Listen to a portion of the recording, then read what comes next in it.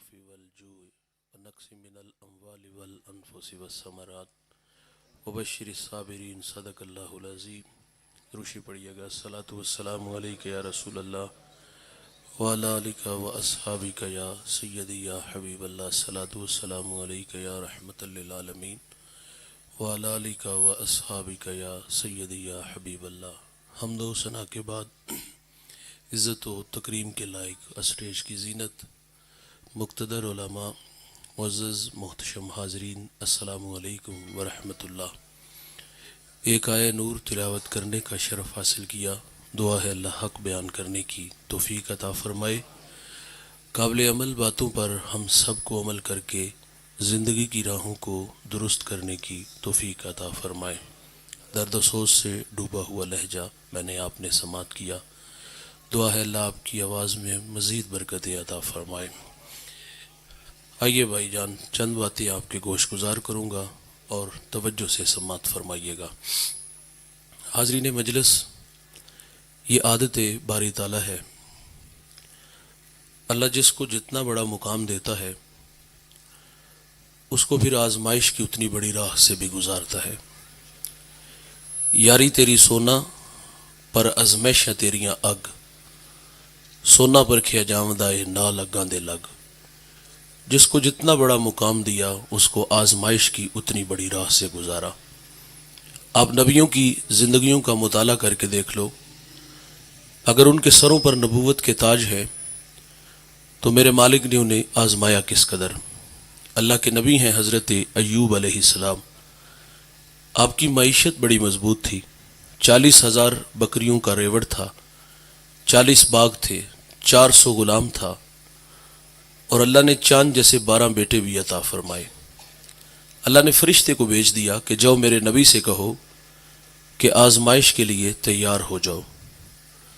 تو آپ فرماتے جے سونا میرے دکھ وچ راضی تو میں سکھ نو چلے ڈاواں، کہا میں آنے والی ہر آزمائش پہ صبر کروں گا۔ سنیے گا، آپ ممبر پہ جلوہ فراز ہیں اور تا حد نظر حواری ہیں اور ان سے محو کلام ہیں۔ اچانک یہ غلام دوڑا آیا اور آ کے عرض کیا کہ حضرت غضب ہو گیا، 40,000 بکریوں کا ریوڑ پانی کی بے رحم موجیں بہا کے لے گئی۔ آپ نے صبر کیا۔ ابھی اس کی بات ختم نہیں ہوئی کہ ایک اور آیا، غضب ہو گیا، 40 باغ ہوا کا تیز جھونکا اڑا کے لے گیا۔ آپ نے اس پر بھی صبر کیا۔ اچھا ایسا نہیں ہوا کہ درمیان میں 6 ماہ کا وقفہ ڈال لیا گیا ہو کہ اگلا امتحان 6 ماہ بعد لیا جائے گا۔ ایک وقت میں سارے امتحان ہیں۔ تیسرا آیا اور اس نے جو آ کی خبر دی وہ خبر سن کے کلیجہ منہ کو آتا ہے۔ کہا غضب ہو گیا، آپ کے 12 بیٹے کسی کے ہاں مہمان بنے، مکان کی چھت گری اور آپ کے 12 بیٹے شہید ہو گئے۔ بھائی جان، اولاد آنکھوں کی ٹھنڈک، من کا قرار ہوتی ہے۔ اولاد اسائے پیری ہوتی ہے، بڑھاپے کا سہارا ہوتا ہے، لیکن ایک جھٹکے میں 12 بیٹے چلے گئے۔ آپ نے اس پر بھی صبر کیا۔ حضرت ایوب علیہ السلام کے جسم میں زخم آئے، یہ آزمائش تھی۔ شہر والوں نے آپ کو شہر سے نکال دیا۔ جب زخم زبان تک آئے تو پھر اللہ کے نبی گویا ہوئے، محبت کی زبان بولی۔ شکوہ تو ہم کرتے ہیں، زندگی میں کبھی کوئی امتحان آ جائے تو ہم کہتے ہیں یا اللہ سارے دکھ ساڑے غریباں واسطے نے، لیکن جو اہل اللہ ہوتے ہیں نا دوست، وہ راضی بر رضا رہتے ہیں۔ عرض کی مالک 40,000 بکریوں کا ریوڑ پانی کی بے رحم موجیں بہا کے لے گئی، میں نہ بولا۔ 40 باغ ہوا کا تیز جھونکا اڑا کے لے گیا، میں نہ بولا۔ میرے چاند جیسے 12 بیٹے شہید ہوئے، میں نہ بولا۔ شہر والوں کی بے وفائی کا تذکرہ کیا، شہر سے نکال دیا، میں نہ بولا۔ میرے انگ انگ میں زخم آئے، میرے جسم سے بوٹیاں ٹوٹ کے زمین پہ گری، اللہ میں پھر بھی نہیں بولا۔ لیکن میری ایک درخواست ہے، یا اللہ میری زبان محفوظ رکھنا، وہ اس لیے کہ یہ زبان تیرا نام لیتی ہے، یہ زبان تیرا تذکرہ کرتی ہے۔ اٹھ دی بہندی ٹر دی پھر دی، ستیاں تے جاگ دی، نام جپ دی رو تے کھپ دی، ویہ سر اس راگ دی، نام جپیاں قرب ملدا، نام دی کر پوری سام، شیشی وچ کستوری جے کر پھر ضرورت کاغ دی۔ جنہیں اللہ عزتیں دیتا ہے نا دوست، انہیں اللہ آزماتا بھی ہے۔ میرے اور آپ کے آقا و مولا نبی رحمت صلی اللہ علیہ وسلم، آپ امام الانبیاء ہیں۔ آپ کا فخر کہ آپ نے سر کی آنکھوں سے رب کا جمال دیکھا. اور زندگی میں امتحان کتنے آئے سنیے گا. حضور ابھی دنیا میں تشریف نہیں لائے, شکم مادر میں ہیں کہ آپ کے سر سے آپ کے والد کا سایہ اٹھا لیا گیا. یہ اس وقت ہوا جب حضرت عبداللہ رضی اللہ تعالیٰ عنہ شادی کے کچھ عرصہ بعد تجارت کے لیے ملک شام گئے اور وہاں سے واپس عبد المطلب کے ننہال یثرب آئے. یثرب بیماریوں کا گھر تھا, آئے اور بیمار ہو گئے.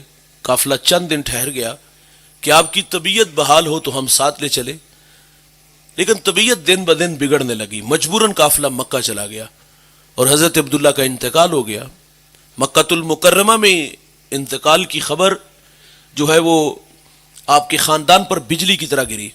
سیدہ آمنہ رضی اللہ تعالی عنہا, انہوں نے ابھی اپنے ماہ تمام کو جی بھر کے دیکھا نہیں تھا, اور بھائی ان کا جی چاہتا تھا کہ میں اڑ کے یثرب چلی جاؤں, مٹی کے اس تودے کو دیکھوں اور اس کی خاک کو اپنی آنکھوں کا سرما بناؤں. لیکن جس امانت کا آپ کو امین بنانا تھا اس کی حفاظت کے ذمہ نے حضرت آمنہ کو روک لیا. حضور ابھی دنیا میں تشریف نہیں لائے, شکم مادر میں ہے کہ آپ کے سر سے آپ کے والد کا سایہ اٹھا لیا گیا. آپ در یتیم پیدا ہوئے. میرے نبی کی عمر 6 سال ہوئی تو سیدہ آمنہ رضی اللہ تعالی عنہا نے اپنے من کی کہانی اپنے سسر جناب عبد المطلب سے کہہ ڈالی کہ 6 سال جدائیوں میں گزار دیے, اگر آپ رخصت عنایت کرو تو آرزو ہے کہ اس خاک کو آنکھوں کا سرما بنا لوں. تو آپ نے اپنی جوان سالہ بہو سیدہ آمنہ رضی اللہ تعالی عنہا کو اجازت دی اور ساتھ ایک خادمہ ام ایمن کو بھیج دیا. یہ نفوس قدسیہ مکہ سے یثرب آئے, 1 مہینہ یا کچھ دن زیادہ وہاں ٹھہرے اور پھر وہاں سے واپس لوٹ آئے. اس کی وجہ یہ تھی کہ جو بھی آتا حضور کو دیکھتا, پیشانی میں نبوت کا نور دیکھتا تو برملا کہتا کہ یہ تو اس امت کا نبی ہے. لوگوں کا جمگٹھا ہوا. سیدہ فرماتی میرے دل میں خوف پیدا ہوا کہ کہیں یہ میرے بیٹے محمد کو گزند نہ پہنچائے. آپ فرماتی اس خوف نے مجھے واپس پلٹنے پہ مجبور کر دیا. آدھا سفر طے ہو گیا, آدھا سفر ابھی باقی تھا. راستے میں ایک ابوا نامی بستی آئی جہاں سیدہ آمنہ رضی اللہ تعالی عنہا آ کے رک جاتی ہیں. بخار نے آ گھیر لیا اور آپ جان گئی کہ یہ بخار میری جان لے لے گا. وقت رخصت ام ایمن کو کہا کہ میرے بیٹے محمد کو باحفاظت عبد المطلب تک پہنچا دینا, اور پھر حضور کو پاس بلایا. ادھر بچپنے کی معصومیت, پیشانی میں نبوت کا نور, اور ماں بیٹے میں کھپ سی گئی. 2-1 باتیں کی اور پھر ہمیشہ کے لیے پہاڑوں میں سو گئی. ہاں فرماتی بیٹا ہر نئی چیز نے پرانا ہو جانا ہے, ہر باقی نے فنا ہو جانا ہے. فرمایا بیٹا میں بھی جا رہی ہوں لیکن سنو میرا ذکر باقی رہے گا. فرمایا اس لیے کہ میں تیرے جیسا پاکیزہ اور ستھرا محمد چھوڑ کے جا رہی ہوں. سانسوں کی مالا ٹوٹ گئی, موتی فضا میں بکھرے, ماں سے لپٹے لپٹ کے روئے, ننھے ننھے ہاتھوں سے کالے پتھروں کی قبر بنائی, اس پہ آنسوؤں کا چھڑکاؤ کیا. پھر جہاں تک ماں نظر آتی رہی میرے نبی پلٹ پلٹ کے ان کالے پتھروں والی قبر کو دیکھتے ہیں. میں سیدہ آمنہ رضی اللہ تعالیٰ عنہ کے مزار پہ 2 دفعہ حاضر ہوا ہوں. یہ مدینہ سے تقریباً 350 کلومیٹر کے فاصلے پر ہے. میں پہلی دفعہ جب حاضر ہوا تو پہاڑ کے نیچے تھا, ماحول خاموش تھا, ہوا کا کہیں سے کوئی ایک جھونکا بھی نہ آیا. لیکن جب سید آمنہ کے قدموں میں جا کھڑا ہوا تو ایسا لگا کہ اللہ نے جنت کے 8 دروازے کھول دیے ہوں. آج بھی جنت سے ٹھنڈی ہوائیں سید آمنہ کو سلام کرنے آتی ہیں. میرے ساتھ کچھ دوست تھے, ہم رخصت ہونے لگے تو میں نے کہا جس طرح حضور ماں سے بچھڑے تھے پلٹ پلٹ کے دیکھا تھا, آج اسی ادا کو ادا کرتے یہاں سے گزریں گے. یقین جانیں گے جب پہلی دفعہ پلٹ کے دیکھا حضور کا بچپنا اور وہ بچپنے کی تڑپتی کہانی آنکھوں کے سامنے آئی تو پھر مقام بدر تک ہماری ہچکیاں اور سسکیاں تھمنے کا نام ہی نہیں لے رہی تھی. ام ایمن کہتی میں حضور کو لے کے پہاڑ سے نیچے آ گئی, پلٹ کے دیکھا تو حضور میرے ساتھ نہیں تھے. آپ فرماتی میں دوبارہ پھر پہاڑ پہ چڑھی تو میری آنکھیں کیا دیکھتی ہیں کہ حضور ماں کے سرانے کھڑے ہیں اور وہاں کھڑے ہو کر کہہ رہے تھے امی جی آپ تو جانتے ہو کہ میرے اس دنیا میں آپ کے سوا کوئی بھی نہیں ہے. ام ایمن کی جان نکل گئی, حضور کو سینے سے لگا لیا. میرے نبی فرمایا کرتے تھے ام ایمن میری ماں کے بعد میری ماں لگتی ہے. ایک صحابی کسی کو آر دیتے ہوئے کہہ رہے تھے او کالی ماں کے بیٹے, حضور جلال میں آ گئے. فرمایا پیمانہ چھلک گیا, پیمانہ چھلک گیا, پیمانہ چھلک گیا. فرمایا کسی گوری رنگت والی ماں کے بیٹے کو کالی رنگت والی ماں کے بیٹے پر کوئی فوقیت حاصل نہیں. فرمایا اگر ہے تو وہ تقوی ہے. اور ساتھ فرمایا مجھے جس نے جنم دیا وہ گوری رنگت والی اور جس نے میری پرورش کی وہ کالی رنگت والی. آقا فخر سے فرماتے کہ میں محمد بیک وقت 2 ماؤں کا تنہا بیٹا ہوں. 6 سال کی عمر میں ابوا کے ٹیلے پہ ماں خاموش ہے. آپ مکۃ المکرمہ تشریف لے آئی. پھر کفالت کا ذمہ آپ کے دادا جان نے اٹھا لیا. بڑی محبت ملی. کھانا کھاتے ساتھ بٹھاتے ہیں, سوتے ہیں تو پہلو میں لٹا لیتے ہیں. ذل کعبہ عبد المطلب کی مسند بچتی تھی جہاں بیٹوں کو بیٹھنے کی ضرورت نہیں تھی, لیکن حضور لاڈلے بڑے تھے, دادے کی مسند پر بیٹھ جاتے. بے پناہ محبتیں دادا جان سے وصول ہوئیں. بھائی جان 2 سال بعد جناب عبد المطلب رضی اللہ تعالی عنہ کا بھی انتقال ہو گیا. راوی لکھتا کہ مکے کے بازار سے جنازہ اٹھا, آگے آگے جنازہ تھا اور پیچھے پیچھے میرے رسول تھے جو دادے کی جدائی میں جو ہے وہ آنسو بہاتے ہیں. 8 سال کی عمر میں مہربان دادا جان کا بھی انتقال ہو گیا. پھر کفالت کا ذمہ آپ کے چچا جناب ابو طالب نے اٹھا لیا. چچا نے بھی بڑی محبت دی. کھانا کھاتے ساتھ بٹھاتے ہیں, سوتے ہیں تو پہلو میں لٹا لیتے ہیں. حضور پروان چڑھے. جنہیں اللہ عزتیں دیتے آزماتا بھی ہے. عام الحزن آیا, وہ غم کا سال جس میں شفیق چچا اور آپ کی رفیقہ حیات حضرت خدیجہ کا انتقال ہو گیا. اس سال کا نام غم کا سال تھا. حضور گھر میں لگ کے بیٹھ کے, لیکن پھر کار نبوت کی ذمہ داریاں میرے نبی کو میدان عمل میں لے آتی ہیں. ہم نے قوم کے رویے پڑھے, اب کے بار رویے بدل چکے تھے. حضور لا الہ کی دعوت دیتے ہیں, گڑے کھودتے ہیں, کانڈے بچھاتے ہیں, اوجریاں پھینکتے ہیں, گلے میں رسی ڈال کے تو دیتے ہیں. کتنے دکھ ہیں جو مکہ والوں نے میرے رسول کو نہیں دیے. شیب ابی طالب میں 3 سال محصور رہے. سوشل بائیکاٹ ہوا, ماؤں کی چھاتیوں سے دودھ خشک ہو گیا. بچے بھوک کی وجہ سے روتے تو مائیں منہ پہ تھپڑ نہیں مارتی, بس اتنا کہتی اگر تمہارے رونے کی آواز کافروں نے سنی تو وہ تمہارے نبی محمد کو تانے دیں گے. بچے خاموش ہو جاتے. صحابہ کہتے ہم نے پتے کھا کے گزارا کیا, چمڑے بھگو بھگو کر کے گزارا کیا.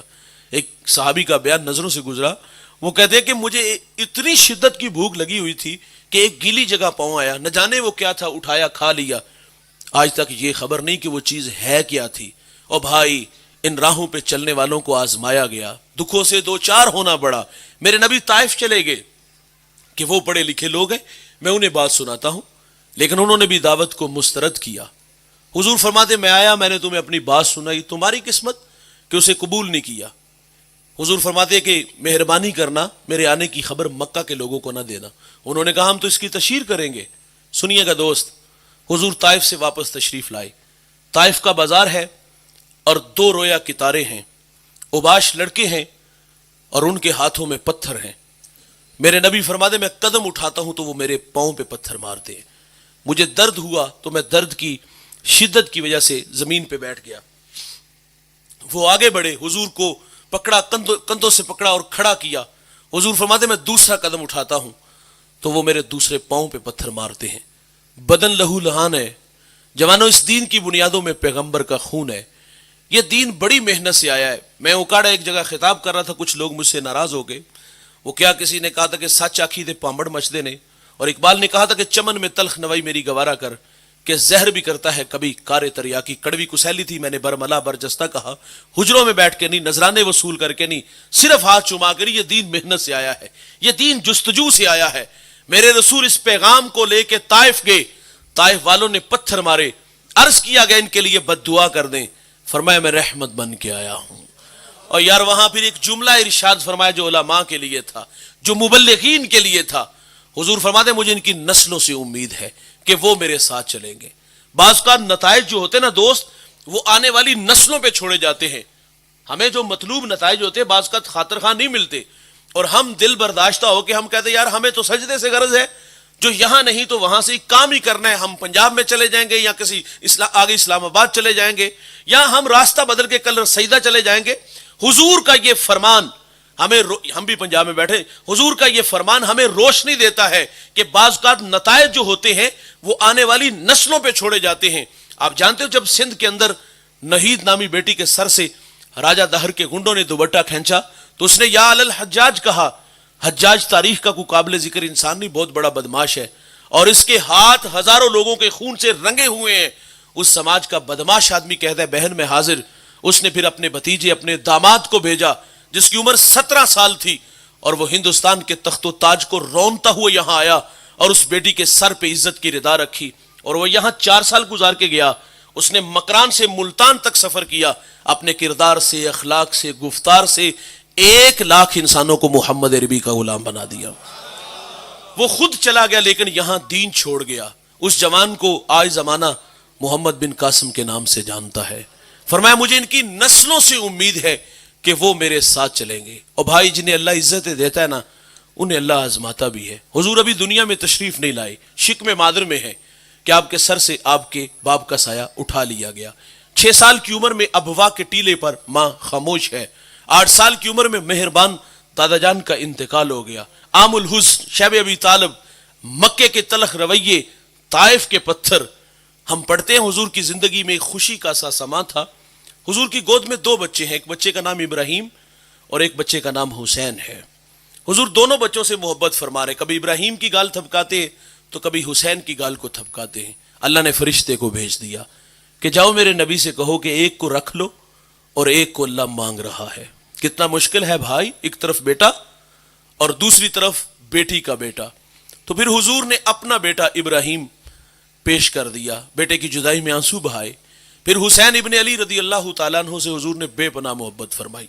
کبھی کندھوں پہ سوار کیا, سجدے میں جاتے ہیں تو تسبیحات بڑھا دیتے ہیں. حسین کی زبان کو میرے رسول اس طرح چوستے ہیں جس طرح کھجور کو چوسا جاتا ہے. کبھی دعائیں مانگتے, اللہ یہ میرے بیٹے ہیں, میری بیٹی کے بیٹے ہیں, میں پیار کرتا ہوں, اللہ تو بھی ان سے پیار فرما, اور جو ان سے پیار کرے اللہ تو ان سے پیار فرما. بے پناہ محبت حسین ابن علی رضی اللہ تعالیٰ عنہ کو نصیب ہوتی ہیں. اور بھائی غم کی کہانی نہیں ٹوٹی, سیلاب نہیں تھما, فرشتہ پھر آ گیا اور اس نے آ کے پیغام دیا کہ آپ کے اس بیٹے کو دشت نینوا میں میدان کربلا کے اندر شہید کر دیا جائے گا. کربلا کی مٹی دی گئی کہ جب یہ خون بن جائے تو جان لینا کہ آپ کا نواسا شہید ہو گیا. اور وہ مٹی حضرت ام سلمہ رضی اللہ تعالی عنہ کو دی گئی. پھر 60 ہجری کو یزید تخت نشین ہوا اور اس نے ولید کو پیغام بھیجا کہ حسین ابن علی سے میرے لیے بیعت لو. اس نے رات کی تاریکی میں امام حسین کو طلب کیا, اور امام جانتے تھے کہ اس وقت میں وہ کسی سے ملاقات نہیں کرتا, بات خطرے سے خالی نہیں. دوستوں سے مشاورت چاہیے کہ ہمیں کیا کرنا چاہیے, تو مشورہ یہی طے پایا کہ آپ چند رفقا کو ساتھ لے جائیں, اگر حالات ٹھیک نہ ہوئے تو آپ آواز دیجئے گا, ہم دارالامارت کی دیواریں پھیلان کے اندر آ جائیں گے. امام حسین رضی اللہ تعالیٰ عنہ تشریف لے گئے, ولید سے ملاقات ہوئی تو ولید نے بتایا کہ کاتب وحی حضرت امیر معاویہ رضی اللہ تعالیٰ عنہ کا انتقال ہو گیا ہے اور اب ولی عہد یزید ہے اور وہ بیعت کے لیے کہہ رہا ہے. تو امام حسین فرماتے میرے جیسا شخص اس جیسے شخص کی بیعت کس طرح کرے گا؟ رات کی تاریکی میں چھپ کے آپ واپس آنے لگے تو مروان بن حکم یہ نائب تھا, اس نے سرگوشی کی. اس نے کہا اگر یہ شخص چلا گیا تو بعد میں قابو پانا مشکل ہوگا. تقاضا یہ ہے کہ بیعت لو, بیعت کرتے ہیں ٹھیک, نہیں کرتے تو سر کاٹو اور دمشق کی بارگاہ میں بھیجو. جب یہ بات کی تو امام نے سن لیا, یہ نہیں ہوا کہ دوڑ کے باہر آئے, انہی قدموں سے واپس پلٹے اور قریب جا کے کہا کیا کہا؟ انہوں نے کہا ہم آپس میں کوئی بات کر رہے تھے. فرمایا میں نے سن لیا ہے. فرمایا تم جانتے نہیں میں کون ہوں؟ میری رگوں میں حیدر کرار کا خون دوڑتا ہے. 2 ٹوک بات کی کہ یزید فاسق ہے, فاجر ہے, اور میں حسین اس کی بیعت سے انکار کرتا ہوں. آپ گھر تشریف لائے اور بہن زینب سے کہا کہ بہن حالات جو کا رخ بدل چکا ہے, یزید تخت نشین ہے اور وہ بیعت کے لیے کہہ رہا ہے, ہم بیعت کریں گے نہیں تو وہ یہاں جھگڑا چاہے گا اور میں شہر مدینہ کے تقدس کو پامال نہیں ہونے دوں گا, اس شہر کو خون سے لالازار نہیں ہونے دوں گا. تو تقاضا یہ ہے بہن ہم مدینہ چھوڑ کے مکہ چلے جاتے ہیں. یہ قافلہ محبت نانہ مصطفیٰ صلی اللہ علیہ وسلم کے قدموں میں آئے, اشک بار آنکھوں سے سلام کہا, جنت البقیع میں ماں کے قدموں میں کھڑے ہوئے, وہاں دل کی ساری باتیں کہیں. تو یہ وہاں سے مکہ المکرمہ تشریف لے آئے. یہاں 2 لمحوں کے لیے رکیے گا, مدینہ چھوڑنا آسان ہے؟ ابھی حالیہ لوگ حج سے واپس آئے ہیں, ان لوگوں سے پوچھو صرف 8 دن کے لیے گئے ہیں, جب واپس پلٹے تھے تو کیا یوں ہی آگے تھے؟ بھائی دل پہ ہاتھ رکھ کے پلٹنا پڑتا ہے. ہم نے وہاں لوگوں کو دیکھا جب مدینہ سے رخصت ہوتے ہیں الٹے قدم ہوتے ہیں اور دزدیدہ نگاہوں سے محمد عربی کے روزے کو دیکھ کے روتے ہیں. مدینہ چھوڑنا آسان نہیں. ہم نے ایک حاجی صاحب سے پوچھا حاجی صاحب کہانی سناؤ نا ذرا حرمین کی. وہ کہتا 2 لفظوں کی کہانی ہے, کعبۃ اللہ پہ پہلی نظر مشکل ہے اور روزہ رسول پہ آخری نظر بڑی مشکل ہے. مدینہ چھوڑنا بھائی قیامت سے کم نہیں. یہ تو 8 دن کے لیے گئے نا, کچھ لوگوں نے ڈیرے جما لیے, کچھ لوگوں نے وہاں گھر بنا لیے. کبھی ان سے پوچھو یار مدینے کی محبت کیا کہتی ہے. امام مالک 40 سال روزے رسول پہ رہے, 40 سال زندگی میں صرف ایک حج کیا, دوبارہ حج کے لیے نہیں گئے. اچھا آپ جب قضاء حاجت کے لیے جاتے تھے نا آہستہ قدم اٹھاتے, جب واپس پلٹتے تھے تو دوڑ کے آتے تھے. کسی نے وجہ پوچھی تو آپ فرماتے آہستہ قدم اس لیے اٹھاتا ہوں کہ اگر مجھے موت آنی تو مدینے کی حدود میں آئے. میں دوڑتا اس لیے ہوں کہ کہیں مدینے کی حدود سے باہر موت نہ آ جائے. یہ مدینے میں رہنے والوں کی کہانی ہے. میرے قبلہ فرماتے میں عمرہ کے لیے گیا تھا تو ایک بوڑھے سے ملاقات ہوئی. کافی دیر بیٹھا رہا, رخصت چاہتے ہوئے اتنا کہا کہ بابا جی اللہ آپ کو لمبی عمر عطا فرمائے. فرماتے یہ کہنا تھا کہ بوڑھے کی آنکھیں چھلک پڑی. فرماتے دل ڈوبنے لگا, خوف کھانے لگا کہ میں نے تو کبھی پاکستان میں کسی کا دل نہیں دکھایا, کوچے حبیب میں میری کسی بات نے اس بوڑھے کا دل دکھا دیا. فرماتے میں نے رک کر کے پوچھ لیا کہ میری کسی بات نے دکھی کیا؟ کہا بیٹا مجھے مدت ہوگی یہاں موت مانگتے ہوئے اور آپ میرے لیے زندگی کی دعائیں مانگ رہے ہو. اور بھائی کچھ لوگوں نے وہاں گھر بنا لیے. پیر جماعت علی شاہ رحمۃ اللہ علیہ حج کے لیے گئے ہوئے تھے, وہاں ایک یتیم بچے سے ملاقات ہوئی, پھٹے پرانے کپڑے, اس کو رہائش گاہ پہ لے گئے, کھانا بھی دیا, لباس بھی دیا, اور پھر انگلی تھام کے روضہ رسول کے سامنے آ کے بیٹھ کے کہا بیٹا میرا تعلق پاکستان سے ہے اور میرے ساتھ ہزاروں نہیں لاکھوں لوگ پیار کرتے ہیں, میرے بیٹے بنو, میرے ساتھ میرے وطن پاکستان چلو, شہزادوں والی زندگی گزارو گے, وعدہ کیا میں سال میں ایک مرتبہ آتا ہوں, تمہیں بھی ساتھ لے آؤں گا. تو اس بچے نے بڑا معصومانہ سوال کیا کہ پیر جی جہاں مجھے لے جا رہے ہو, گنبد حضرہ کی طرف اشارہ کر کے کہا یہ وہاں ہوں گے؟ تو پیر جماعت علی رونے لگے. آپ فرماتے پتر اگر یہ وہاں ہوتے تو میں یہاں کیوں آتا. اور بھائی کچھ لوگوں نے گھر بنا لیے, ڈیرے جما لیے, اور کچھ لوگ ایسے بھی ہیں یار جنہوں نے ابھی تک کوچے حبیب نہیں دیکھا. کبھی ان سے پوچھو کہ حضور کے شہر کی محبت کتنا تڑپاتی ہے.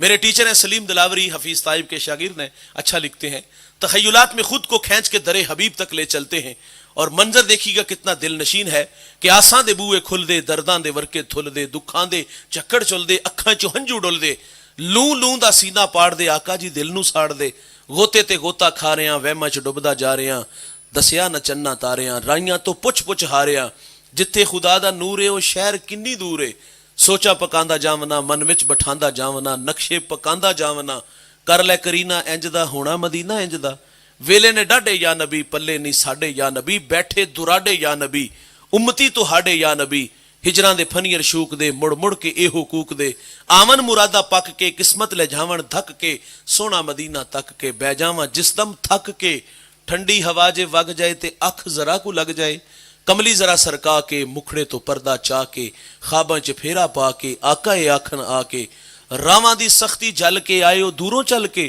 الفت دے ڈابو تر کے, ہو کے سلیم بھر کے, دل نو آنند آ گیا, سانو پسند آ گیا. اور بھائی کچھ لوگوں نے وہاں ڈیرے جمائے, کو 8 دن کے لیے گئے تو دل پہ ہاتھ رکھ کے آئے, اور کچھ لوگوں کو ابھی تک اس کوچے حبیب کی ابھی تک زیارت نصیب نہیں ہوئی, وہ یہاں تڑپ رہے ہیں. اور بھائی حسین تو پیدا مدینے میں ہوئے, بچپن مدینے میں گزرا, لڑکپن جوانی کی بہاریں مدینے میں, اب بڑھاپا ہے, مدینہ چھوڑنا اتنا آسان تھا, لیکن اس دین کی بقا و احیا کے لیے حسین ابن علی نے مدینہ کو چھوڑا اور مکہ تشریف لے آئے. اچھا جب یہ مکہ تشریف لائے تو کوفہ والوں کو بھی خبر ہوگی کہ امام یہاں تشریف فرما ہے, تو انہوں نے خط لکھنے شروع کر دیے کہ ہم بے امام ہیں اور آپ ہماری سرپرستی فرمائیں. خط ایک نہیں کئی خط تھے, اور بعض خط تلخ بڑے تھے, جس میں انہوں نے کہا تھا کہ اگر آپ نہ آئے تو ہم بروز حشر اللہ کو شکایت کریں گے کہ ہمیں آپ کے نبی کے نواسے کی مدد کی ضرورت تھی اور یہ ہماری مدد کے لیے نہیں آئے. تو امام دل میں خوف الہی رکھتے تھے, اور یہ خوف الہی امام کو کھینچ کے جو ہے وہ کوفہ کی طرف لے گیا. یہ بھی مشورہ ہوا کہ آپ اپنا کوئی نمائندہ وہاں بھیجے, حالات کا جائزہ لیا جائے, پھر کوئی فیصلہ کیا جائے. تو آپ نے مسلم بن عقیل رضی اللہ تعالیٰ عنہ کو وہاں اپنا نمائندہ بنا کے بھیجا, اور وہاں کے جو گورنر تھے وہ نعمان بن بشیر رضی اللہ تعالیٰ عنہ تھے, اور وہ محب اہل بیت میں سے تھے. جب حضرت تشریف لے گئے تو پہلے دن جو ہے وہ 14,000 کوفی بیعت کرتا ہے مسلم بن عقیل کے ہاتھ میں امام کے لیے, اور آپ نے فوراً بھائی کو خط لکھا کہ یہاں کے حالات سازگار ہیں اور یہ لوگ آپ کے لیے دیدہ و دل فرش راہ ہیں, تشریف لائیں اور ان کی سرپرستی فرمائیں. اور ادھر کوفہ کے حالات یکسر بدل جاتے ہیں. اس کی وجہ یہ تھی کہ جو یزید کے حمایتی تھے انہوں نے یزید کو خط لکھا کہ یہاں جس شخص کو تو نے متعین کیا ہے وہ تو ہاتھوں پہ ہاتھ دھر کے بیٹھا ہے, اگر چند دن یہ سلسلہ اسی طرح چلا تو یہاں تیری حکومت کو خطرہ ہے, اور یہاں کسی ایسے شخص کو بھیج جو یہاں کے حالات کو کنٹرول کرے. تو اس نے پھر بصرہ کا جو گورنر تھا ابن زیاد بدبخت, اس کو وہاں یہاں بھیجا, اور وہ رات کی تاریکی میں آیا, حجازی لباس پہنا, یہ جو مکہ مدینہ کے لوگ لباس پہنتے وہ لباس پہنا, اپنے چہرے پہ نقاب کیا, صرف یہ دیکھنے کے لیے کہ لوگوں کے دلوں میں امام کے لیے کیا جذبات ہیں. جب یہ داخل ہوا تو لوگ سمجھے شاید کہ امام تشریف لے آئے ہیں, لوگ اس کے پیچھے پیچھے چلنے لگے, اور یہ سیدھا نعمان بن بشیر رضی اللہ تعالیٰ عنہ کے محل تک پہنچا, اور آپ بھی سمجھے شاید کہ امام تشریف لے آئے ہیں. آپ نے محل کا دروازہ بند کیا, چھت پہ چڑھے اور کہا کہ میرا مشورہ ہے کہ آپ واپس تشریف لے جائیں. اس نے چہرے سے کپڑا اٹھایا تو یہ ابن زیاد تھا. اس نے کہا مجھے یزید نے بھیجا, دروازہ کھولو. نعمان بن بشیر کو موصول کر دیا گیا اور مسلم بن عقیل رضی اللہ تعالیٰ عنہ کو بے دردی سے شہید کر دیا گیا. 40,000 کوفی بیعت کر چکا تھا, لیکن جب ابن زیاد نے خطاب کیا نا کہ مجھے بھی جانتے اور میرے باپ کو بھی جانتے ہو, ہم بڑے پرانے اہل بیت کے دشمن ہیں, میں بچوں کو یتیم کروں گا, عورتوں کے سہاگ اجاڑ دوں گا, بہت کچھ اس نے کہا. پھر وہی ہوا کہ کوفیوں کی بے وفائی پہلے ہی بڑی مشہور تھی کہ یہ وفادار نہیں ہوتے, سب تتر بتر ہو گئے. 40,000 کوفی ہیں بھائی. مسلم بن عقیل جب مسجد میں گئے اور سلام جب پھیرتے تو پیچھے ایک کوفی بھی نظر نہیں آیا, اور مسلم بن عقیل کو بے دردی سے شہید کر دیا گیا. اور شہادت کے وقت مسلم بن عقیل کی زبان پہ یہ لفظ تھے, کاش کہ کوئی میرے بھائی کو بتا دے کہ میرے ساتھ کیا سلوک کیا گیا ہے. یہاں کے حالات یکسر بدل گئے اور ادھر امام نے آنے کا فیصلہ کیا. ساتھیوں نے ہر چند کہا کہ پوری دنیا سے لوگ آئے ہوئے ہیں, حج کا موسم ہے, آپ یہاں خطاب کریں, ہم اس کی اینٹ سے اینٹ بجا دیں گے.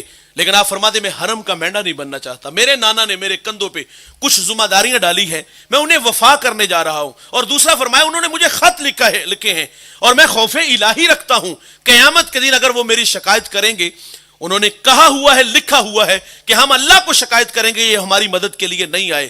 تو یہ خوف الہی امام کو کھینچ کے کربلا تک لے گیا. بھائی تقدیر کا لکھا ہوا تھا. یہ شہادت تو بچپن میں مشہور ہو چکی تھی, حضرت ام سلمہ کے پاس وہ مٹی تھی. اور مولا کائنات رضی اللہ تعالیٰ عنہ ایک سفر میں تھے, سر راہ ایک جگہ پڑاؤ ڈالا, تو آپ نے پوچھا یہ جگہ کون سی ہے, تو بتایا گیا یہ کربلا ہے.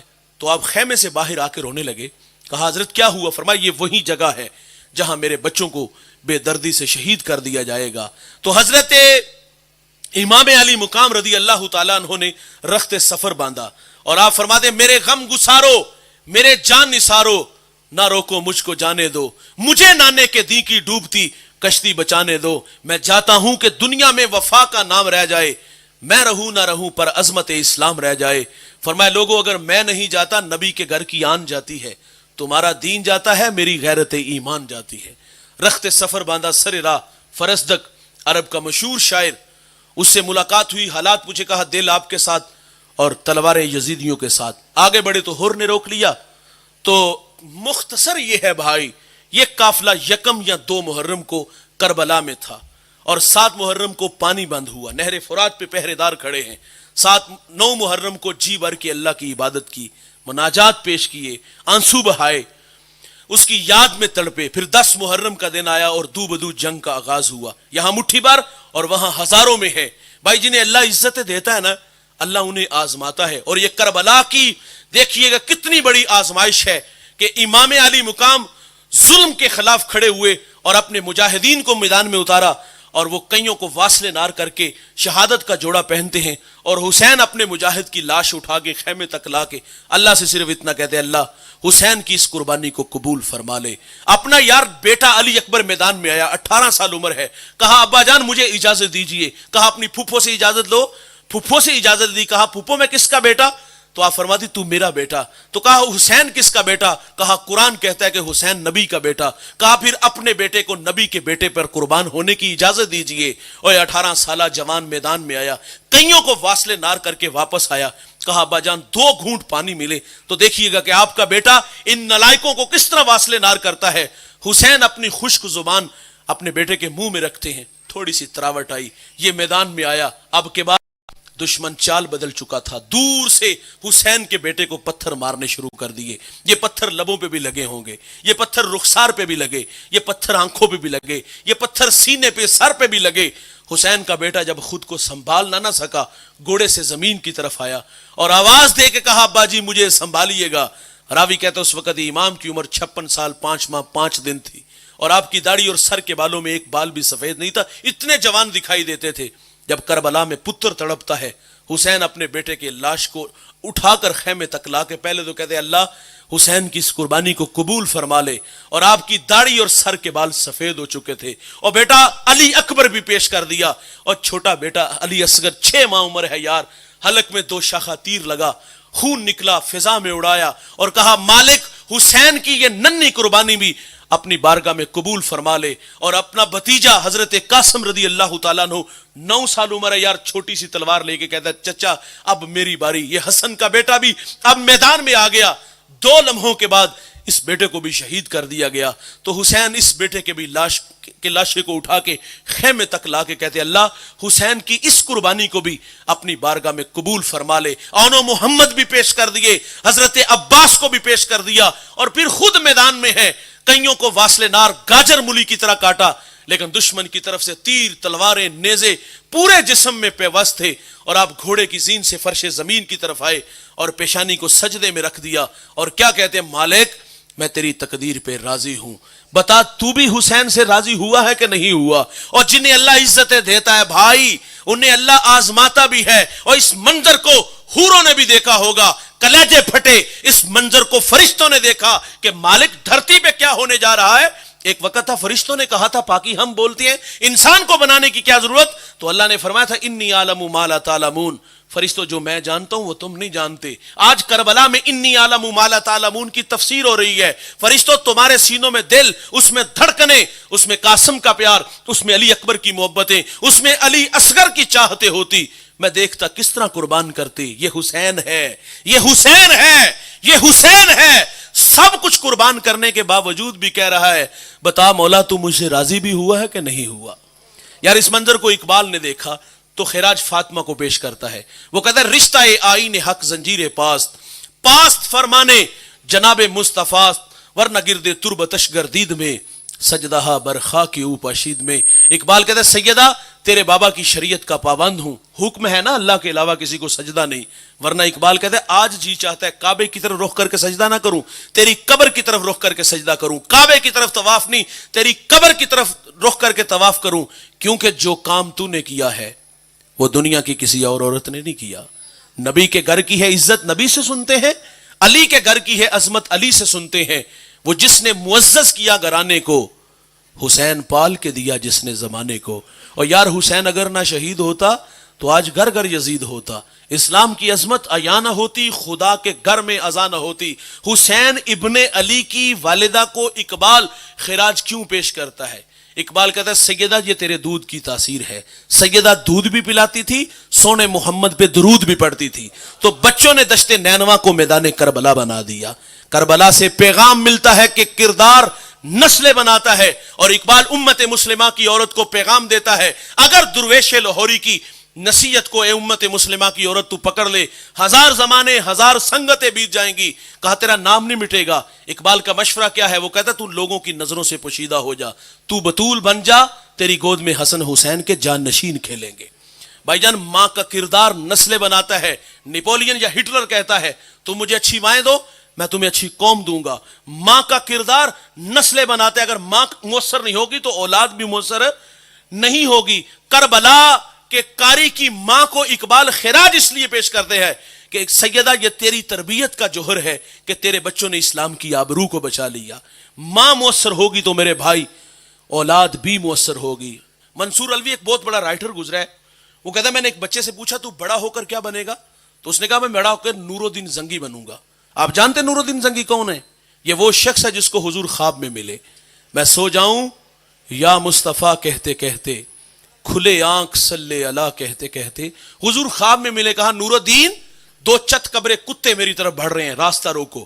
اٹھے مصلی بچھایا اور رونے لگے، اللہ خیر ہو مدینے کی۔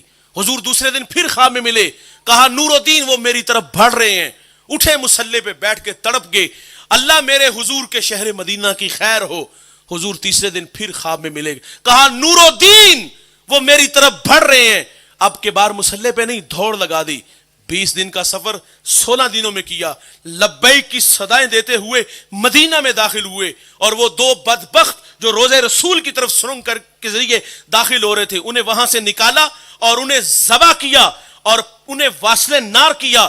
پھر مدینے کی گلیوں میں نور الدین چیخے مار مار کے روتا ہے اور کہتا ہے بندہ نواز یہ میرا اعزاز کہ اس بری کائنات میں آپ نے میرا انتخاب کیا۔ کہا بیٹا تو نور الدین زنگی بنے گا؟ کہا جی استاد جی۔ کہا ہاں میں نور الدین زنگی بنوں گا۔ تو کہا دل میں شوق کیسے پیدا ہوا؟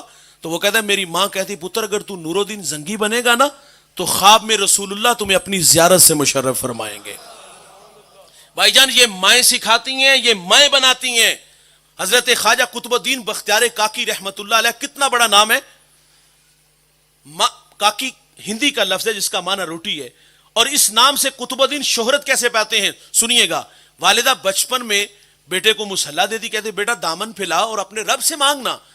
بیٹا اہتمام کے ساتھ مصحلہ بچھاتا ہے, ہاتھ اٹھاتا ہے اور اپنے مالک سے اپنی التجائیں پیش کرتا ہے. اور ماں کیا کرتی ہے, تازہ کھانا بنا کے کمرے میں رکھ دیتی ہے. یہ دعا سے فارغ ہوتا ہے, ماں کہتی بیٹا رب نے تیرے لیے کھانے کا انتظام کر دیا. کھانا کھاتا ہے اور کبھی کبھی ماں سے اظہار بھی کرتا ہے کہ ماں میرا مالک کتنا مہربان ہے, میں اس کے حضور دامن پھیلاتا ہوں, وہ مجھے تازہ کھانا دیتا ہے. اور ماں راضی ہوتی کہ یا اللہ تیرا شکر ہے, میرے بیٹے کا تیرے ساتھ توکل کا رشتہ جڑ گیا. سنیے گا دوست, فرماتی ہیں ایک دن میں کام کی غرض سے گھر سے باہر تھی, آنے میں تھوڑی سی تاخیر ہوئی. آپ فرماتی جب میں گھر آئی تو میرا دل ڈوبنے لگا, خوف کھانے لگا. اللہ بڑی محنت سے تیرے ساتھ اس کو جوڑا ہے, آج کہیں وہ توکل کا رشتہ نہ کمزور ہو جائے. آپ فرماتی جب میں گھر آئی تو میں نے کہا بیٹا قطب الدین کھانا کھایا؟ کہا ہاں ماں کھایا. کہا ماں جو آج کھایا پہلے کبھی نہیں کھایا, جو مزہ آج آیا پہلے کبھی بھی نہیں آیا. اور مائیں تو رب سے جوڑتی تھی, یہ وہی قطب الدین ہے. ماں مدرسے میں بیچتی ہے, استاد کہتا ہے بیٹا پڑھ الحمدللہ رب العالمین. ازبر تھا 14 پارے سنائے. استاد بڑے متاثر ہوئے, پتر جہاں سے 14 پڑھے بقیہ 16 بھی اسی مدرسے میں اسی استاد سے پڑھ لیتے, تیرے ہجے بھی اچھے ہیں, منزل خوب ہے. تو کہا استاد جی میں نے کسی مدرسے میں کسی استاد سے زانو تلمس طے نہیں کیے. تو کہا بیٹا یہ دولت کہاں سے آئی؟ تو عرض کرتے ہیں استاد جی میری والدہ 14 پاروں کی حافظہ تھی, میں نے ماں سے سن سن کے حفظ کیے ہیں. ماں قرآن پڑھے بیٹا قاری قرآن بنتا ہے, ماں دودھ پلائے سونے محمد پہ درود پڑھے تو بیٹا دشت نینوا کو میدان کربلا بنا دیتا ہے. یہ کردار بناتا ہے نسلیں, یہ کردار سنوارتا ہے نسلیں. اگر ماں مؤثر ہوگی تو اولاد بھی. کلاس روم میں ٹیچر سوال کرتا ہے بچوں بڑے ہو کر کیا بنو گے؟ کسی نے ڈاکٹر کسی نے انجینئر کہا. ایک بچہ کہتا ہے استاد جی میں بڑا ہو کر صحابی رسول بنوں گا. جھٹکا لگا, کہا بیٹا صحابی وہ ہوتا ہے جس نے حضور کا زمانہ پایا ہو, سر کی آنکھوں سے حضور کا جمال دیکھا ہو. تو 14 صدیوں کے فاصلے پہ کھڑا ہے, لیکن بتا دل میں شوق کیسے پیدا ہوا؟ تو کہا استاد جی میری والدہ روزانہ سونے سے پہلے مجھے ایک صحابی رسول کا واقعہ سنا کے سوتی ہے, تو میرے دل میں شوق پیدا ہوا ہے میں بڑا ہو کر صحابی بنوں. یہاں رکیے گا دوست, کیا ہم نے اپنے بچوں کو صحابہ کی محبت سکھائی؟ فتنوں کا دور ہے. اسلام آباد سے کراچی تک جو تبرے بولے گیا آپ کو نہیں پتا, اور اس موسم میں تو جو ہے یہ فتنے منہ زور ہوئے ہیں. یہ عقائد آپ لوگوں نے بدبختوں کے نہیں سنے؟ 6 صحابہ کے علاوہ سب جہنمی مفاد پرست, حق غصب کیا گیا, کیا کچھ نہیں کہا گیا. مجھے اپنی عمر سے اس لیے نفرت, کس کا نام عمر. اور بھائی گلی گلی فتنے ہیں, صحابہ کو گالیاں دینے والے ہیں. ہم نے اپنے بچوں کو صحابہ کا پیار سکھایا؟ معذرت سے کہوں گا جواب نہیں میں آئے گا. اگر سکھایا ہوتا نا جس طرح ٹیچر روزانہ سکھاتا ہے, ایک نیا سبق لے کے آتا ہے کلاس میں, اگر یہ بوڑھا باپ اور یہ بوڑھی ماں مصلی بچھاتی چٹائی سامنے رکھ کے کہتی آؤ بچوں یہاں بیٹھو, اور کتاب کھول کے کہتی آؤ بچوں آج ابو بکر کی باتیں کریں, آؤ بچوں آج عمر فاروق کی باتیں کریں, عثمان غنی کی, مولا علی کی باتیں کریں, تو بھائی جان اس کے نتائج آپ کے سامنے آنے تھے. اگر کوئی نلائق بدبخت بکواس کرتا نا تو وہ گدی سے زبان کھینچتا کہ ماں تو بچپن میں بتا گئی ہے, سکھا گئی ہے کہ ابو بکر وہ ہے. رسول اللہ فرماتے دنیا میں سب کو صلہ دیا ہے, ابو بکر کو صلہ قیامت کے دن میرا رب ہی عطا فرمائے گا. اور بھائی یہ ہم نے سکھانا تھا, ہم کیا سکھاتے رہے؟ بس یہی گلا شکوا, اینا واسے رزق کٹھا کریے یہاں ہسی اینا دے کول رہیے. ہم نے پردیس کے دھکے بھی کھائے, ہم نے فیکٹریوں میں 18 گھنٹے کام بھی کیا, اور صرف دنیا ہی کماتے رہے. یار جو بڑی دولت تھی اس کو ٹائم ہی نہ دیا, اس کو دوسروں کے ہتھے چاٹ دیا. اپنی نسلوں کو وقت دو, اگر اپنی اولاد کو وقت نہ دو گے تو یہ کسی اور کے ہاتھوں میں کھیلیں گے. معذرت سے کہوں گا پھر یہ ہاتھ نہیں آئیں گے, اور پھر تویز گنڈے, اور پھر مولویوں کے پاس آ کے کہ مولوی جی دعا کرو یہ سدھے پاسے نہیں پہ ہوں. آئے گا کس طرح؟ آپ نے وقت ہی نہیں دیا, وقت گزارا ہی نہیں ان کے ساتھ. بھائی جان میرے نبی نے اپنی زندگی کو 4 حصوں میں تقسیم کیا تھا, آپ بھی تقسیم کیجئے گا. ایک وقت اللہ کے لیے, اس میں مخلوق نہیں, ساری رات اللہ کے حضور کھڑے رہتے, پاؤں مبارک متورم ہو جاتے. عرض کیا گیا حضور آپ مشقت میں پڑے رہتے ہیں. میرے نبی فرماتے افلا اکون عبدا شکورا, کیا میں اللہ کا شکر گزار بندہ نہ بنوں؟ ایک وقت مخلوق کے لیے دکھیوں کے کام آتے تھے, بیواؤں کے کام آتے تھے, ایک وقت اپنے لیے. اما عائشہ سے عرض کیا گیا حضور گھر تشریف لاتے تو کیا معمولات ہوتے؟ تسبیح و تحلیل, ذکر و اذکار. آپ فرماتی حضور گھر آتے ہیں تو جوتا بھی گانٹھ لیتے ہیں, بکری کا دودھ بھی دھو لیتے ہیں, کپڑوں کو پیوند بھی لگا لیتے ہیں. سوال ہے یہ کام ازواج نہیں کر کے دے سکتی تھی؟ حضور اپنا کام خود کیوں کرتے ہیں؟ یہ امت کی تعلیم کے لیے. جو اپنا کام خود کرتے ہیں ان کی طبیعتوں میں عجز پیدا ہوتا ہے, اور جو اپنا کام خود نہیں کرتے 2 چیزیں ہوں گی, یا متکبر ہوں گے یا پھر وہ سست ہوں گے. حضور اپنا کام خود کرنے کا مزاج رکھتے تھے. اور آج کچھ لوگ کہتے ہیں مولوی صاحب میری گاڑی کا دروازہ کھولنے والا ملازم الگ, بوٹ پالش کرنے والا الگ, کپڑے دھونے پریس کرنے والا الگ, مجھے اپنا کام خود کرنے کی کیا ضرورت. اللہ فرماتے ہیں محبوب اگر آپ کہو تو ہم بتہ مکہ کو سونے چاندی کا بنا دیں. اور یار جس کے دربان ابو بکر و عمر جیسے لوگ ہوں وہ اپنا کام خود کریں اور میں اپنا جوتا بھی نہ اٹھا سکوں, میں بازار سے سبزی بھی نہ لا سکوں, تو یہ مجھے دیکھنا ہوگا یا تکبر ہوگا یا پھر سستی ہوگی. حضور اپنا کام خود کرنے کا مزاج رکھتے تھے اور ایک وقت گھر والوں کے لیے. اس کے نتائج سنیے گا. سیدہ فاطمہ نے اپنے والد گرامی کو ساری رات امت کے لیے روتے ہوئے دیکھا, سجدوں میں دیکھا, تو یہ مزاج سیدہ کا بھی تھا. سیدہ مصلی بچھاتی ہیں, پیشانی جھکاتی ہیں, اور ایک دن اللہ سے کیا کہتی, یا اللہ تیری راتیں کتنی مختصر ہیں, رات بیت جاتی ہے. فاطمہ کا ذوق بندگی نہیں پورا ہوتا. اللہ فاطمہ کو ایک رات تو دے دے, جی بھر کے تجھے سجدے تو کر لوں. یہ سیدہ نے والد گرامی سے سجدے لیے. اور حضرت امام زین العابدین رضی اللہ تعالیٰ عنہ فرماتے ہیں میں نے تہجد اپنے باپ سے سیکھی ہے. امام زین العابدین ایک دن میں ہزار رکعت نفل پڑھتے تھے. سیدہ زینب جب کربلا سے واپس مدینہ آئی نا, تو مدینے کی عورتوں نے افسوس کے لیے آئی. کسی خاتون نے کہا بہن خاندان نبوت پہ کربلا میں سب سے مشکل گھڑی کون سی تھی؟ پوچھنے والے کی غرض سمجھ میں آتی ہے, وہ شہادت کی تڑپ تھی, کسی کی داستان سننا چاہتی تھی. تو سیدہ زینب نے سنیے گا, دل کے کانوں سے سنیے گا کیا جواب دیا. محبت عمل کو آسان کرتی ہے, محبت دعویٰ عمل دلیل. معذرت سے کہوں گا یہ حسینیت کے نعرے آج کھوکھلے ہو گئے. سیدہ زینب سے جب سوال کیا گیا خاندان نبوت پہ سب سے مشکل گھڑی کون سی تھی, تو آپ فرما دی سب سے مشکل گھڑی وہ تھی جب خیموں کو آگ لگی اور بچے ڈر کی وجہ سے بھاگے. تو آپ فرما دی ہم بچوں کو اکٹھا کرنے لگے, شہداء کی لاشیں جمع کرنے لگے. تو فرماتی تھوڑا سا وقت لگا, اور وہ جو بچوں کو تلاش کرنے میں وقت لگا, تو آپ فرما دی ہماری نماز مغرب میں تھوڑی سی تاخیر ہو گئی. قضا نہیں بھائی, قضا نہیں ہوئی, تاخیر ہوئی ہے. اور یہاں کہانی کیا ہے, نام حسین کا ہے اور کردار کیسا ہے. معذرت سے کہوں گا ان کے نام کی نیاز بھی بانٹی, ان کے نام کے نعرے بھی لگائے, آنسو بھی بہائے. اور بھائی جان انہوں نے تو کربلا میں بھی مصلی بچھایا تھا.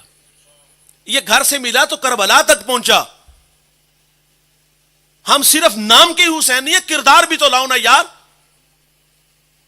کوئی کہتا کپڑے پاک نہیں, کپڑوں کی تو کہانی نہیں, من گندے ہیں. کوئی کہتا میرے حصے دی بھی پڑھایا.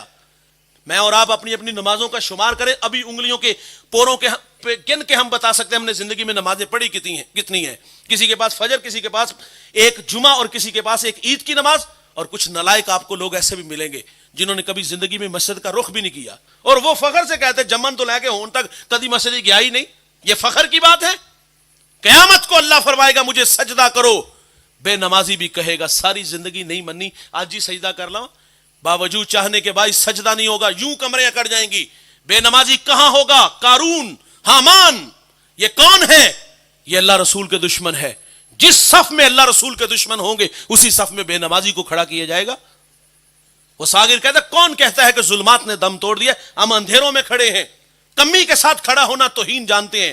میں ڈسٹرکٹ منڈی باولدین ایک جگہ خطاب کے لیے گیا, نماز کا ٹائم تھا, ہمارے ساتھ ایک ذات کا مصلی کھڑا ہو گیا, چودھری صاحب نے کھینچ کے پچھلی صف میں کر دیا, تیرے نال تو میری نماز بھی نہیں ہوتی. اور کمی کے ساتھ کھڑا ہونا توہین جانتے, جو اللہ رسول کے دشمن ہوں گے ان کے ساتھ کھڑا ہونا اعزاز کی بات ہوگی. اور بھائی گھر سے مصلی ملا تو مصلی کربلا تک گیا. اور آج ہمارے پاس کیا ہے, ایک گھر میں 8 10 افراد ہے, نماز سب پہ فرض ہے. یہ بستی مسلمانوں کی, یہاں بسنے والے مسلمان, یہاں کلمہ گو لوگ رہتے ہیں.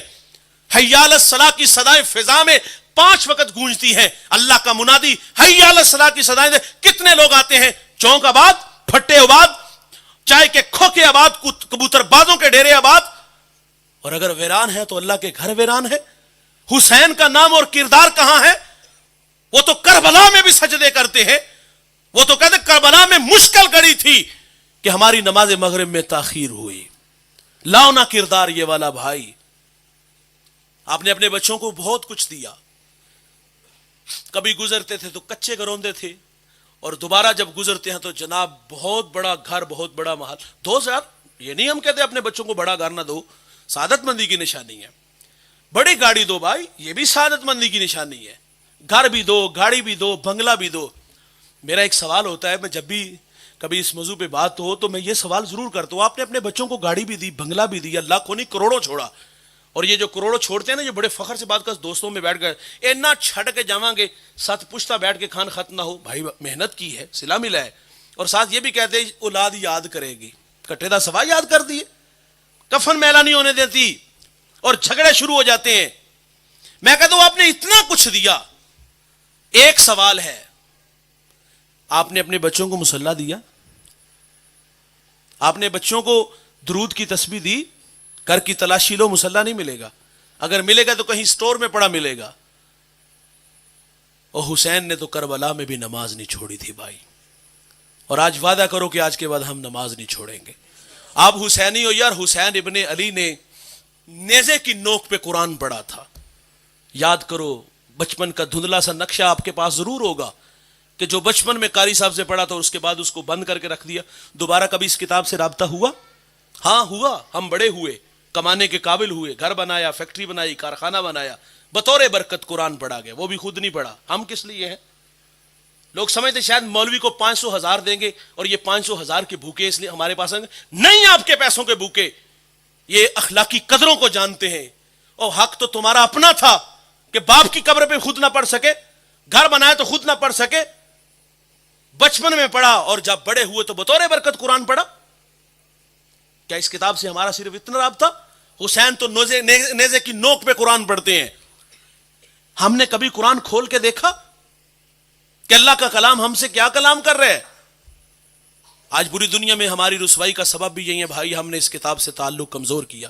اقبال شکوہ جواب شکوہ میں کہتا ہے کہ تیرے کعبے کو جبینوں سے بسایا ہم نے، نوع انسانی کو غلامی سے چھڑایا ہم نے، صفحہ دہر سے باطل کو مٹایا ہم نے، تیرے قرآن کو سینوں سے لگایا ہم نے، پھر بھی ہم سے گلا ہے، ہم وفادار نہیں، ہم وفادار نہیں، تو بھی تو دلدار نہیں۔ جواب کیا آتا ہے، سنیے گا، سیگا بدلا ہے کہ میرے کعبے کو جبینوں سے بسایا کس نے، نوع انسانی کو غلامی سے چھڑایا کس نے، صفحہ دہر سے باطل کو مٹایا کس نے، میرے قرآن کو سینوں سے لگایا کس نے، تھے وہ آبا تمہارے مگر تم کیا ہو، ہاتھوں پہ ہاتھ درے منتظر فردا ہو، اور وہ معزز تھے زمانے میں مسلمان ہو کر، ہم خار ہوئے تارک قرآن ہو کر۔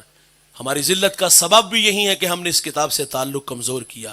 حسین نے نیزے کی نوک پہ قرآن پڑھا۔ آؤ بھائی قرآن سے اپنا تعلق جوڑو، قرآن کو روزانہ کھول کے پڑھا کرو، سمجھ کے پڑھا کرو، عمل کے جذبے اور ساتھ اس کا ابلاغ کا بھی جذبہ ساتھ رکھیے گا۔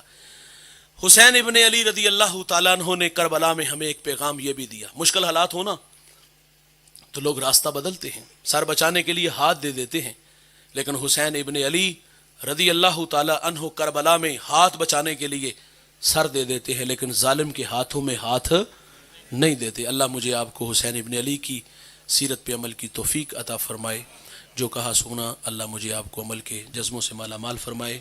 آج کی اس بزم کو جن بچوں نے سجایا، ہم سب کو جمع کیا، میں ان سب بھائیوں کے لیے، دوستوں کے لیے دعا گو ہوں، اور بالخصوص علماء نے سرپرستی فرمائی، ان شخصیات کا پیار اپنی بارگاہ میں قبول فرمائے اور ان بچوں کی محنت اپنی بارگاہ میں قبول فرمائے۔ وآخر دعوانا